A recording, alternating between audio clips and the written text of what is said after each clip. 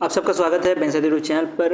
आज जो हम कवर करेंगे डेली गवर्नेंस कवर करेंगे माइंड मैपिंग फॉर्म में 23 अप्रैल का, और यह हेल्पफुल रहेगा सारे काउंटी एग्जाम्स के लिए, बैंक, एससी, रेलवे, सबको हेल्पफुल रहने वाला। तो पहले तो हम जो कल करंट अफेयर्स था उसको रिवाइज करेंगे, फिर आज से करंट अफेयर्स जो है उसको माइंड मैपिंग फॉर्म में पढ़ेंगे। तो कल करंट अफेयर्स अगर पढ़े तो उसमें आता कि नेशनल अफेयर्स में आपको मिला था कि इंडिया का पहला AI सर्वर लॉन्च किया जिसका नाम रहा था अधिपोली। अधिपोली को जो लॉन्च किया गया था भाई VVDN टेक्नोलॉजी, और इसको हरियाणा में जो है लॉन्च किया गया था। हरियाणा के बारे में बात करें तो ministry of electronics and information technology ने जो मैकेनिकल इनोवेशन पार्क भी लॉन्च किया था, जो कि 1.5 स्क्वायर फीट लंबा जो है ज़मीन थी, जहाँ पे मैन्युफैक्चरिंग एंड टूलिंग के लिए जो है इसको इस पार्क को जो लॉन्च किया गया था। उसके बाद गूगल के बारे में बात करें तो गूगल ने जो 7 जेन AI चिप बनाया था जिसका नाम इन्होंने रखा था आयरनवुड। आयरनवुड जो है एक तरह से रियल टाइम AI इंटरफेरेंस के तौर पे बनाया गया है। नहीं चलते हैं 500 मेगावाट का प्रोटोटाइप फास्ट ब्लेंडर रिएक्टर जो है तमिलनाडु में बनाया गया बाय फसिनी जो एक तरह की PSU है। PSU कहाँ की है? तमिलनाडु की है। तो ये इन्होंने जो है इंडिया का फास्ट ब्लेंडर रिएक्टर बनाया। उसके इंडिया का फर्स्ट थोरेनियम स्मॉल मॉडल रिएक्टर जो है बनाया है, और इसको महाराष्ट्र में बनाया गया है by signing MOU with the Russia.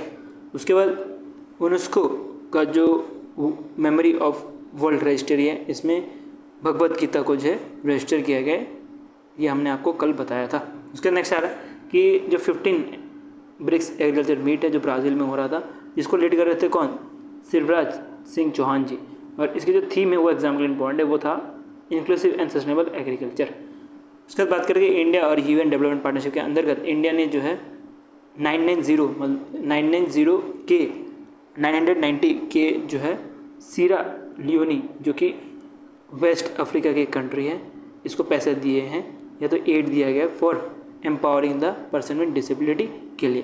WHO के बारे में बात करें, WHO ने एक पेंडेमिक एग्रीमेंट ड्राफ्ट किया है जिसके अंतर्गत बोला गया कि फ्यूचर में अगर कुछ भी पेंडेमिक आ जाती है लाइक कोविड, तो उससे कैसे कंट्रीज़ को फाइट करनी चाहिए, वो सब इस एग्रीमेंट ड्राफ्ट के अंतर्गत बताई गई है, जिसके ऊपर अभी मई में जो है इसके ऊपर डिस्कशन होना बाकी है।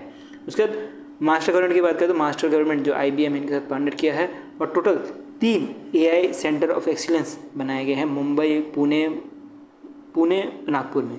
जो मुंबई वाला है वो जो जियो कोडेड है उसमें फाइट करने वाला AI जो है वो उसके लिए बनाया गया है। पुणे में जो फॉरेंसिक AI बनाया गया है।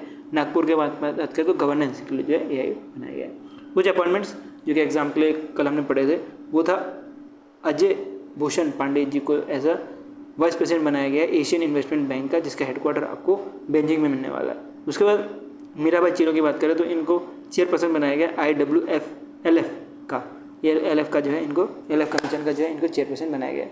उसका नेक्स्ट आ रहा है जस्टिस दिनेश माहेश्वरी, इनको जो है चेयरपर्सन बनाया गया है 22 लॉ कमीशन ऑफ इंडिया, और ये रिप्लेस करेंगे रितु जी को। उसका फाइनेंस सेक्रेटरी, फाइनेंस मिनिस्टर का जो सेक्रेटरी इनकी कुछ रिसफलिंग की गई है, जैसे अरविंद श्रीवास्तव जी हैं, इनको रेवेन्यू सेक्रेटरी बनाया गया है, और ठक्कर जी को जो डिपार्टमेंट ऑफ इकोनॉमिक अफेयर्स के जो है सेक्रेटरी बनाए गए हैं। और डिफेंस की तरफ से बात करें तो डिफेंस में 2 तरह के एक्सेस हमने कल पढ़े थे। पहला एक्सेस था अरमैक्स 2024, जिसके अंतर्गत इंडियन आर्मी ने बोला था कि हम जो है वेस्ट बंगाल से जो सिक्किम तक जाएंगे by walking and running, total distance जो है 146 किलोमीटर का ये एक्सेस रहने वाला है। नेक्स्ट जो है कवच और कलाम डायलॉग 2.0 लॉन्च किया गया था इंडियन आर्मी, जिसके अंदर बोला गया था कि जो अपकमिंग जो टेक्नोलॉजी है उसमें फोकस करेगी डिफेंस, तो उसी के लिए जो ये डायलॉग हुई थी। उसके बाद नेक्स्ट हम करंट अफेयर्स में बढ़ते हैं। आज का मतलब 23 अप्रैल का जो करंट अफेयर्स है माइंड मैपिंग फॉर्म में या टेबलर फॉर्म में, उसको हम कवर करते हैं। पहला करंट अफेयर्स आ रहा है कि फाइनेंस मिनिस्टर निर्मला सीतारमण जी इन्होंने मार्क किया है 150 एनिवर्सरी ऑफ BSE मतलब बम्बई स्टॉक एक्सचेंज, जो कि 30 कंपनी जो टॉप 30 कंपनीज लिस्टेड है उसको नापती है। दूसरी एक और फेमस जो है स्टॉक एक्सचेंज है वो आपको मिलेगी NSE का मतलब क्या हो गया? नेशनल स्टॉक एक्सचेंज, जिसके अंतर्गत टॉप कितने 50 कंपनीज रहती है निफ्टी 50 के अंतर्गत, ठीक है। तो निफ्टी 50 के अंतर्गत टॉप 50 कंपनीज रहती है, और BSE के अंतर्गत सेंसेक्स का टॉप 30 कंपनीज रहती है। तो अभी इनका ही 150वीं एनिवर्सरी थी, जो कि जियो वर्ल्ड कन्वेंशन सेंटर मुंबई में जो है यहाँ पे सेलिब्रेट किया जा रहा था। और सेलिब्रेट के दौरान जो है 3 चीज़ें लॉन्च की गई। एक तो 150 रुपये की कॉइन, एक BSE का नया लोगो, और एक BSE का एक नया इंडेक्स, ठीक है। तो इसके बारे में डिटेल में पढ़ते हैं। पहले तो हम कॉइन के ऊपर चलते हैं, जो 150 रुपये कॉइन लॉन्च किया इसके बारे में। तो जो 150 रुपये कॉइन लॉन्च किया है इसके बारे में पढ़े। तो इस कॉइन में जो है 50% जो सिल्वर मिलने वाला है, 40% कॉपर मिलेगा, 5% निकल और 5% जिंक। कभी कभी एग्जाम में आपको क्वेश्चन पूछ लिया जाता है कि बेसिन में जो है 150 रुपये कॉइन रिलीज़ किया है तो इसमें निकल कितना था। तो आरआरबी पीओ के बारे में बात करें तो आरआरबी में ऐसे क्वेश्चन आते हैं, ऐसे कुछ फालतू से क्वेश्चन बोल सकते हैं क्योंकि ये बहुत मुश्किल हो जाता है ऐसे आंसर्स देने। तो ऐसे आंसर तभी दे पाओगे थोड़ा कुछ आप डिटेल में चीज़ें पढ़ोगे। तो इसलिए ये सारे जो परसेंटेज आपको देकर रखे इसको भी आपको पढ़ना है। इसकी वेट आपको टोटल 35 ग्राम मिलने वाले, डायमीटर 44 mm मिलने वाला है। अगर कुछ की ऑब्जर्वेशन के बारे में बात करें तो इसमें आपको एक अशोका लाइन मिलेगा, उसके साथ रुपी कॉइन मिलेगा, उसके साथ 150 लिखा भी मिलने वाला है। ठीक है, तो 150 रुपये की कॉइन है तो 150 रुपये भी लिखे मिलने वाले हैं। तो रुपी 150 ऐसे करके इस कॉइन में लिखा है। अगर इस कॉइन को अगर फ्लिप कर दे रिवर्स साइड में जो है बीएससी का लोगो मिलने वाला है 150 @150 के तौर पे। इसके साथ जो हिंदी और इंग्लिश में इसमें मोटो भी दिया गया है बीएससी का। तो ये इमेज के बारे में बात करें तो ये इमेज AI बेस्ड इमेज है, ओरिजिनल इमेज नहीं है, ये बस आपके रेफरेंस के लिए है, समझने के लिए। लेकिन जो दूसरा इमेज है वो ओरिजिनल इमेज है जो कि बीएससी का नया लोगो रिलीज़ किया गया है जिसमें बोला गया है BSc @150 लोगो। तो पहले जो लोगो था आप देख सकते हो कुछ ऐसा था और अब जो है लोगो ऐसा बन चुका है। अब ये जो लोगो में एक एक चीज़ अगर डिटेल में पढ़े तो ये जो आपको दिख रहा होगा ये रेड टू येलो फ्लेम है। और रेड टू येलो फ्लेम का मतलब हो गया ये एक तरह का लाइट को डोनेट कर रहा है, इसका मतलब दिया और टॉर्च को डोनेट कर रहा है, जो कि हेल्प करेगा इन्वेस्टर को कैसे जो है इन्वेस्ट करना चाहिए उसमें। ठीक है, तो बीएससी या तो स्टॉक एक्सचेंज में कैसे इन्वेस्ट करना चाहिए उसके ऊपर गाइड करने के लिए ये फ्रेम बनाया गया है by the BSc new logo. उसके बाद बीएससी का अगर बात करें तो ये ब्लू कलर में आपको दिखता होगा। तो बीएससी का ब्लू कलर का दिखने मतलब ये स्टैंड करता है for knowledge, integrity and trust.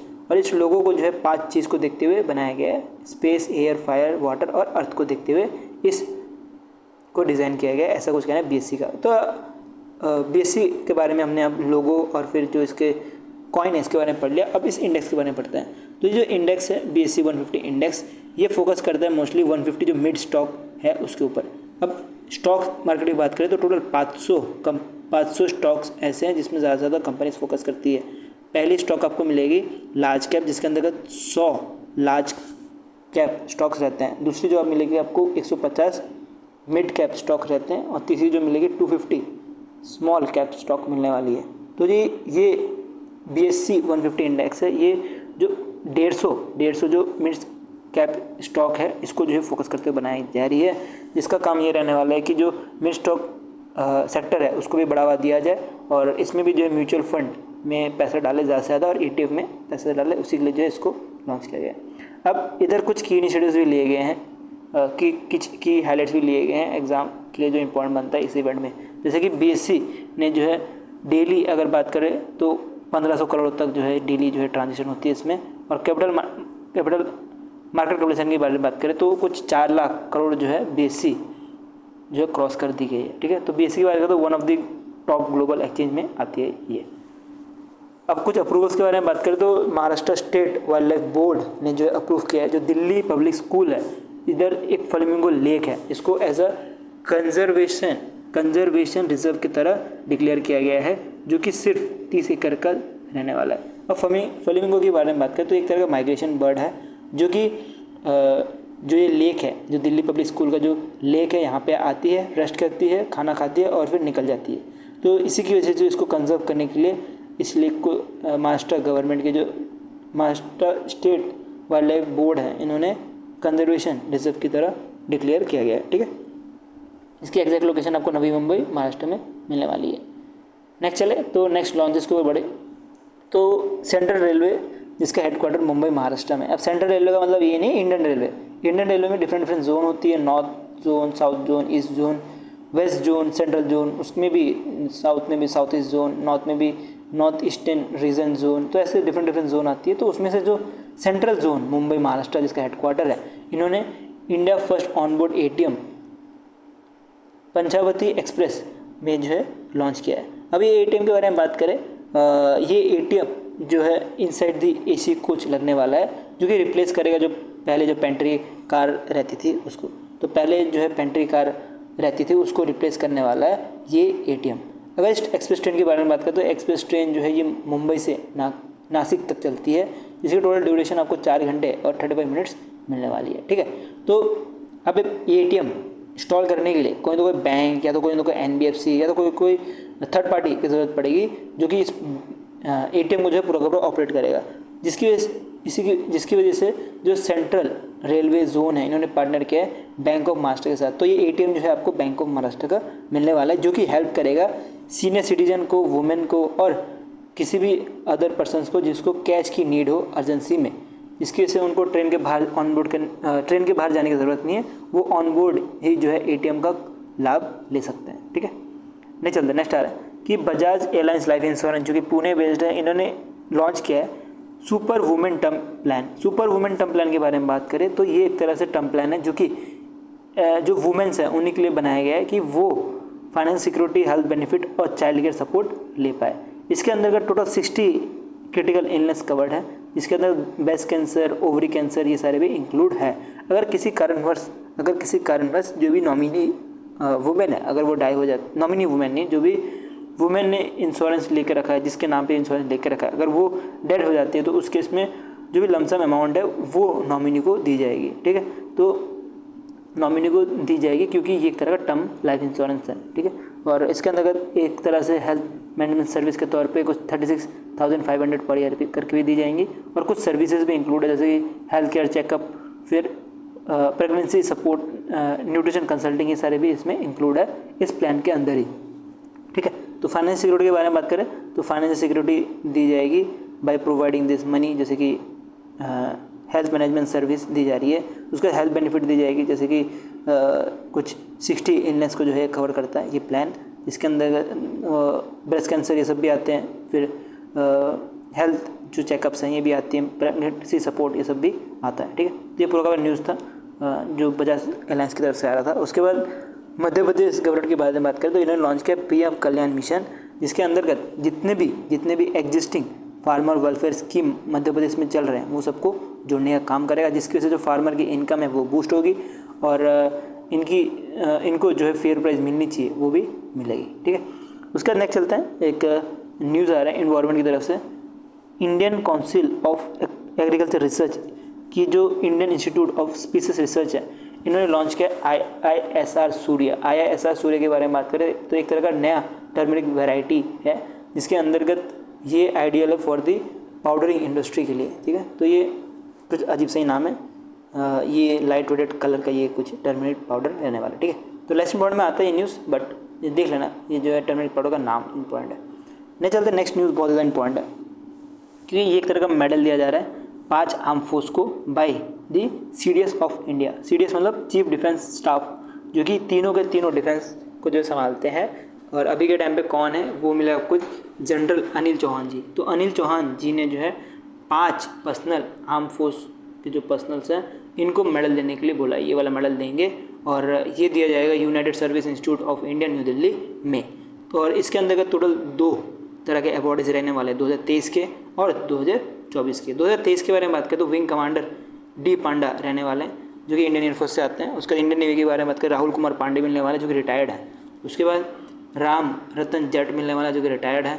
उसके बाद जूमर राम पोनाए मिलने वाले जो कि रिटायर्ड नहीं है, जो कि सर्विंग है। मतलब क्या कि ये वाला अवार्ड जो है रिटायर्ड सर्विंग दोनों को ही दी जाती है। और कर्नल रणवीर सिंह को भी दी जाएगी। इसी दौरान एक बुक भी रिलीज़ की गई है, ये जो मेडल दी जा रही थी इसी दौरान एक बुक भी रिलीज़ की गई है। इस बुक का नाम है bravest of the brave, the extraordinary story of Indian VC of world war 1। ये बुक भी लॉन्च किया गया है। पहली चीज़ क्या देखनी है, 5 पर्सन्स को अवार्ड दिया गया है, एक पांडा एक पांडे। ठीक है, तो याद रखना, एक पांडा एक पांडे को ये अवार्ड दिया गया है। दूसरा एक जट, पूनिया और जनवाल। ठीक है, तो ऐसे याद रख, तो जट थोड़ा गुस्से में रहते हैं तो वो गुस्से में रहते हैं तो जानवाल वहाँ से याद आ जाएगा, मतलब गुस्सा, या तो जट गुस्से में रहते हो, जट गुस्सा, जट जामवाल, ऐसे करके याद रख सकते हो। और इसके साथ पूनिया याद रख लेना। ठीक है, तो ये 3 नाम ऐसे करके याद रख लेना। और ये बुक जो लॉन्च की थी इसके बारे में थोड़ा कवर करते हैं। तो ये बुक लॉन्च की गई है बाय CDS, जैसे मैं ऑलरेडी बताया, CDS ने इसको लॉन्च किया और इसको लिखा गया है bye lieutenant general Satish Dau ji के द्वारा। तो सतीश दाऊ जी जो रिटायर्ड थे, इनके द्वारा ये बुक लिखी गई है, जो कि as a ex chief of integrated defence staff की तरह काम कर रहे थे। ठीक है, तो ये x chief of integrated defence के तौर पे काम कर रहे थे और इन्होंने ये बुक लिखी गई है फोकस करते हुए नव सूबेदार चुन्नी लाल को देखते हुए। चुन्नी लाल के बारे में बात करें तो इन्होंने कारगिल जो वॉर था यहाँ पे इन्होंने फाइट की थी, उसके साथ ही इनको इंडियन विक्टोरियल क्रॉस रेसिप्ट भी मिला है फ्रॉम वर्ल्ड वॉर 1। अब इस मेडल के बारे में बात करें तो इस मेडल को जो है दी जाती है मेजर जनरल सर चार्ल्स मेटकेफे के नाम पे, और पहले जो है मिलिट्री को दी जाती थी, और अब जो है जितने भी डिफेंस फोर्सेस हैं या आर्म फोर्सेस है सबको दिया जाती है। Indian arm force, territorial army, reserve force, राष्ट्रीय राइफल, असम राइफल सबको दी जाती है। सर्विंग हो या रिटायर्ड हो दोनों को ही ये मेडल दिया जाता है। नेक्स्ट बैंकिंग अवेयरनेस के ऊपर पढ़े तो बैंकिंग अवेयरनेस के ऊपर लाइसेंस दी जा रही है पीबी पे प्राइवेट लिमिटेड को, जो कि एक तरह से पीबी फिनटेक कंपनी है। तो पीबी फिनटेक कंपनी को आरबीआई की तरफ से लाइसेंस मिल चुका है कि ये एक तरह से ऑनलाइन पेमेंट एग्रीगेटर की तरह काम कर सकती है, और ये कर पाएगी under the payment and settlement system act 2007 के अंतर्गत। तो जितने भी पेमेंट एग्रीगेटर हैं ये बनाई जाती है payment and settlement system act 2007 के अंतर्गत।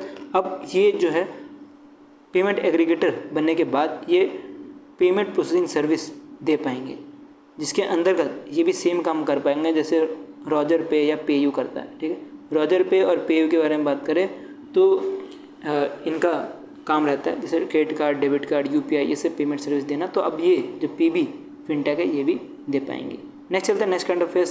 सेबी की तरफ से एक लाइसेंस दिया जा रहा है capital mind service financial service को, और इनको जो है as a mutual fund business start करने के लिए लाइसेंस मिला है बाई सेबी।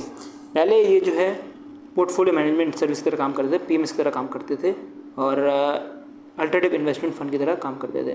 ठीक है, तो पीएमएस के बारे में बात करें तो पीएमएस में जो भी इन्वेस्ट करता है उसमें मिनिमम इन्वेस्टमेंट 25 लाख रुपए का रहना चाहिए। तो इसमें जो बड़े इन्वेस्टर्स होते हैं या जो बैंक्स होते हैं वो इन्वेस्ट करते हैं, जिसमें रिस्क भी ज़्यादा होता है और रिटर्न भी ज़्यादा होता है। तो पहले पीएमएस की तरह काम करते थे, उसके साथ अल्टरनेटिव इन्वेस्टमेंट फंड की तरह काम करते थे। अब अल्टरनेटिव इन्वेस्टमेंट फंड का मतलब क्या हुआ इसका समझते हैं। जैसे नॉर्मल इन्वेस्टर्स जैसे आप हो गए या तो हम हो गए, आप हो गया तो मैं हो गया, हम क्या है रिटेल इन्वेस्टर्स हैं। तो हम जो है मोस्टली म्यूचुअल फंड्स में इन्वेस्ट करते हैं, ईटीएफ में इन्वेस्ट करेंगे, उसके बाद एफडी में इन्वेस्ट करेंगे, फिर गवर्नमेंट सिक्योरिटीज़ में इन्वेस्ट करेंगे। तो ये सारी जगह पे हम इन्वेस्ट करते हैं। तो ये सारे जो नॉर्मल इन्वेस्टमेंट होती है इसको छोड़ के अगर इन्वेस्टमेंट की जाए तो उसको अल्टरनेटिव इन्वेस्टमेंट फंड के तौर पे जाना जाता है। जैसे कि एग्जांपल के लिए प्राइवेट फंड ले सकते हो, हज फंड ले सकते हो। तो ये सारे फंड और भी डिफरेंट फंड्स होते हैं जो कि अल्टरनेटिव इन्वेस्टमेंट फंड के तौर पे आती है। ठीक है, तो अब म्यूचुअल फंड बिजनेस करने का सबसे बड़ा कारण ये है कि ये अपना बिजनेस जो है वो अब म्यूचुअल फंड में एक्सपेंड करना चाहते हैं, और जो एसेट मैनेजमेंट सेक्टर है यहाँ पे एक्सपेंड करना चाहते हैं। तो अब म्यूचुअल फंड जो है बेच पाएंगे after getting this licence. Next चलते हैं नेक्स्ट क्रिकेट के बारे में बात करें तो क्रिकेट जो है ओलंपिक में रिटर्न हो चुका है। अब क्रिकेट जो है ओलंपिक में खेली जाएगी आफ्टर 128 ईयर्स के बाद। और कौन सी क्रिकेट मैच खेली जाएगी, ये मेंस और वुमेन्स दोनों के लिए जो T20 टूर्नामेंट होने वाला है। क्रिकेट का जो T20 टूर्नामेंट्स मेंस और वुमेन दोनों को होगा। कहाँ पे होगा, ये लॉस एंजलिस में होगा 2028 में। इसको अभी रिसेंटली अप्रैल 2025 में कंफर्म किया गया है बाय IOC का मतलब इंटरनेशनल ओलंपिक कमेटी के द्वारा जो है इसको कंफर्म किया गया है। अगर 128 ईयर्स पीछे जाए इसका मतलब क्या, 1900 में जाए तो जो पेरिस गेम्स हुआ था वहाँ पे क्रिकेट खेला गया था ओलंपिक में, जो कि ग्रेट ब्रिटिश और फ्रांस के बीच में हुआ था। और अब 128 ईयर्स के बाद, ओवर अ सेंचुरी के बाद ये क्रिकेट का गेम जो है वापस ओलंपिक में खेला जाएगा। अब इस फॉर्मेट के बारे में बात करें तो इसमें टोटल फॉर्मेट के बारे में बात करें तो इसमें T20 गेम होने वाली है मेंस और वुमेन्स के बीच में, जिसमें टोटल 6 टीम्स रहने वाली हर एक जेंडर्स की, और वो 6 टीम्स में भी 15 प्लेयर जो है ईच रहने वाले हैं। अब तक फाइनलाइज नहीं हुआ कि एग्जैक्ट लोकेशन कहाँ पे ये क्रिकेट का मैच होने वाला है, बट बोला जा रहा है कि लॉस एंजलिस के आसपास ही ये मैच होने वाला है। बहुत इंपॉर्टेंट न्यूज़ है, इसको कवर करते हुए चलना है। क्रिकेट कितने साल के बाद ओलंपिक्स में आया, 128 ईयर्स के बाद 128 ईयर्स के बाद जो है क्रिकेट जो ओलंपिक्स में आया, और ये जो है मेंस और वुमेन्स T20 टूर्नामेंट के तौर पे ये खेला जाएगा, जिसके अंदर टोटल 6 टीम्स रहने वाली है। और 6 टीम्स में भी हर एक टीम्स में जैसे नॉर्मली 15 प्लेयर्स रहते हैं क्रिकेट में, वैसे रहने वाला है। नेक्स्ट अवार्ड की ओर बढ़ते हैं तो बहुत सारा इंपॉर्टेंट अवार्ड है। तो ये आ रहा है world press photo of the year award, और ये न्यूयॉर्क टाइम्स देता है इस अवार्ड को। इस अवार्ड को दिया गया समीर अब्बू को। अब समीर अब्बू ने जो है एक बच्चे का फ़ोटो लिया था जो कि विदाउट आर्म था। ठीक है, विदाउट आर्म रहने का कारण यही है कि अभी आपको पता होगा कि इजराइल और हमास के बीच में फ़ाइट चल रही है। ठीक है, तो ये पैलेस्तीनी और इजराइल के बीच में जो फाइट चल रही है उसी दौरान जो ये बच्चा है, सिर्फ 9 साल का जो बच्चा है, जिसका नाम आपको याद रखना है, एग्जाम के लिए बहुत इंपॉर्टेंट इसका नाम है, वो आपको मिलेगा महमूद अजौर। अगर प्रोनाउंसिएशन गलत कर रहा हूँ तो माफ़ करना। महमूद अजौर जो है एक तरह के गाज़ा से आया वो बच्चा था, सिर्फ 9 साल का, और ये अपना हाथ खो देता है जब इजराइल एयर स्ट्राइक करता है मार्च 2024 में। तो मार्च 2024 में जो अभी पैलेस्टीन और इजराइल के बीच में जो फाइट चल रही है, उसी बीच इजराइल जो है एयर स्ट्राइक करता है और ये जो बच्चा है अपना हाथ खो देता है। और इसी बच्चे का जो है फ़ोटो लिया था समीर अब्बू ने, और इनको जो है ये प्राइज़ मिला। समीर अब्बू को 10,000 euro as a prize money दी गई है। और इसकी जो है अनाउंसमेंट नेदरलैंड में जो वर्ल्ड प्रेस फ़ोटो एग्जीबिशन है यहाँ पे की गई थी। ठीक है, तो अगर जो ये विनर है इनके बारे में पढ़े तो पैलेस्तीनी कतर बेस्ड ये फ़ोटोग्राफर्स हैं। और ये आप देख सकते हो कि बच्चे ने जो है कुछ विंडो के सामने आके थोड़ा जो वार्म सनलाइट में जो है फ़ोटो ली गई है। और बाकी मैंने आपको बच्चे के बारे में सब कुछ डिटेल बता दी, किस कारणवश जो है इसके हाथ नहीं है। तो इसके बारे में बात करें तो इसकी PDF आपको चाहिए तो आप टेलीग्राम में से डाउनलोड कर सकते हो। इवन जो हमारा वीकली और मंथली PDFs होते हैं तो ये भी आपको माइंड मैपिंग फॉर्म में ही मिल जाते हैं। ठीक है, और अगर हम बात करें क्विज़ेस की तो इधर आपको डेली और वीकली क्विज़ेस मिल जाएंगे टेलीग्राम ग्रुप में ही। और वीडियो अच्छा लगा तो लाइक कर देना, ऐसी कंटेंट देखते सब्सक्राइब चैनल, और वीडियो को शेयर कर दो। मुझे पता है अभी डेफिनेटली हमारा यूट्यूब चैनल बहुत ज़्यादा छोटा है, बट हमारा काम यही है कि आपको शॉर्ट में क्वेश्चन पढ़ाया जाए और आप उतना ही स्कोर करो जितना एक टॉपर करता है, या तो आप जो 200-300 पेज का कंटेंट पढ़ के करते हो उतना ही कर पाओ। ठीक है, तो आप मेरा अगर ट्रैक रिकॉर्ड भी देखो तो पिछला हमने 30+ SBI क्लर्क के जितने भी शिफ्ट्स हैं, ज़्यादा से ज़्यादा शिफ्ट में जो है हमने 30+ क्वेश्चन जो है आए थे हमारे मंथली PDF से। तो वीडियो अच्छा तो लाइक कर देना और बच्चों का शेयर कर दो यार कि ऐसा कंटेंट भी मिल रहा है, कोई पढ़ा रहा है जो कि माइंड मैपिंग फॉर्म मिल रहा है, क्योंकि लगता है कि आपके जो दोस्त हैं उनको हेल्प कर सकते हो तो भेज देना। ठीक है, अभी क्या करता है, thank you watching for this video.